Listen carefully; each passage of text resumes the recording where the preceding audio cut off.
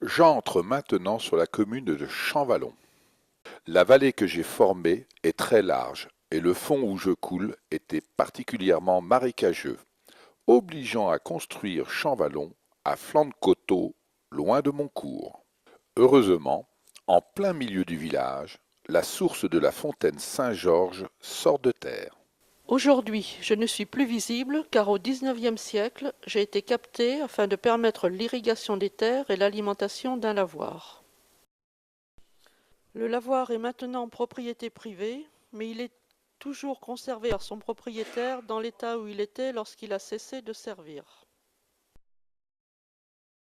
Le nom de Champvallon fut connu jusqu'à Paris. Et appartenait au seigneur de Cézy, François de Harlay de Champvallon, archevêque de Paris. Il célébra le mariage secret de Louis XIV et de Madame de Maintenon. Il fit connaître à la table de Louis XIV le vin de Champvallon. Le pressoir qui était utilisé pour son pressurage est toujours visible et semblable à ceux du Clos Vougeot, toujours en état de marche. Chaque année, il continue à presser les grappes de raisin. Il confirme l'importance de la vigne dans l'histoire de la vallée du Tholon. Sous la Restauration, Jules Colibaut de Champvallon, maire de Champvallon, fait don de 4 toiles, dont une peinture de Saint Jérôme qu'il a ramenée de sa campagne d'Espagne en 1828. Puis son cousin Buret de Sainte-Anne, baron de Champvallon, fit en 1860 reconstruire l'église qui tombait en ruine. La croix Saint-Georges marque l'emplacement de cette ancienne église. Elle conserve un antiphonaire de 1571.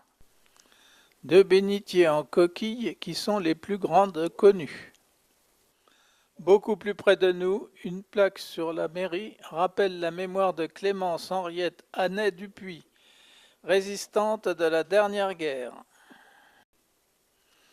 Elle est arrêtée en août 1942 à Champvallon, puis emprisonnée à Paris et déportée à Auschwitz, où elle meurt de la dysenterie en mars 1943. Avant de quitter Champvallon, j'arrose le château de Champvallon.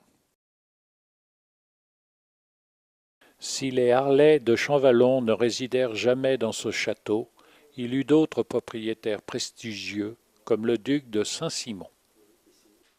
Une de ses héritières épousa Charles de Grimaldi, dont descend l'actuelle branche régnante de Monaco.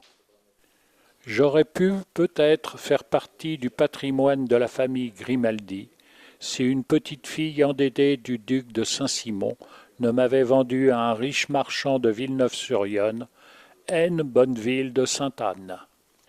De cette famille Buret de Sainte-Anne, dont les membres ont été maires de Champvallon de 1846 à 1917, il ne reste que leur tombe dans le cimetière.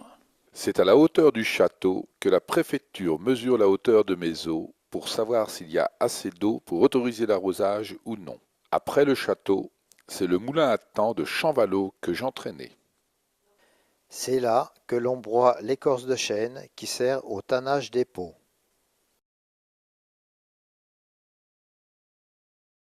Je traverse la commune de Champvallon en 2 km 250 pour une dénivellation de 4 mètres.